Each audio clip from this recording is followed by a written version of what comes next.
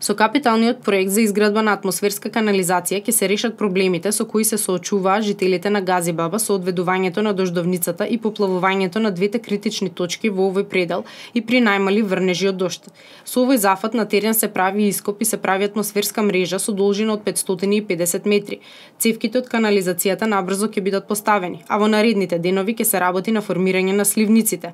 Градежните работи се очекува да завршат за 2 месеца, како што изјави Трајановски. За овој капитален зафат јавното претпријатие Водовод и канализација ќе одвои околу 25 милиони денари. Изградбата на овој атмосферски колектор практично ќе се заокружи колекторскиот систем се од Дојрана па се до Вардар и од поранеше Пролетер па се до Вардар.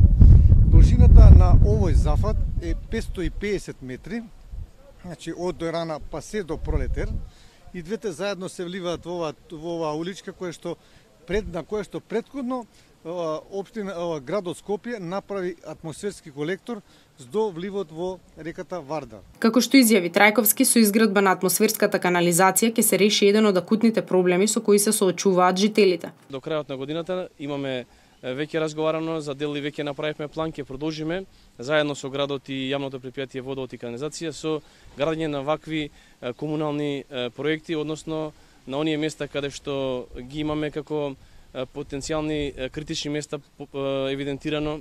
Значи ќе продолжиме во изградба на атмосферски канализации, многу значајни за решавање и одведување на атмосферските води. Покрај овој проект, град Скопје ги заврши градежните работи за проширување и реконструкција на дел од булеварот Асмом, на протегот од објектот на Фудбалската федерација на Македонија до првите куќи на улицата Тодор Чангов во Лисиче. Поставена е и соодветна атмосферска канализација и улично осветлување. Исто така во тек се градежните работи на новата атмосферска канализација што се гради по дел од улицата Индира Ганди во општината Шуто Оризари. Паралелно изминатиот месец се реконструираше и улицата број 5 во Попово Мало во населеното место Стајковци. Градот Скопје со одлука на Советот на град Скопје минатата година додели 150 милиони денари за санација на оштетената инфраструктура во сите населени места кои претрпеа штети за време на поплавите минатиот август. Имено привршуваат градежните активности на булеварот Партизански одреди. Ова е втор дел од проектот за реконструкција на коловозот на булеварот.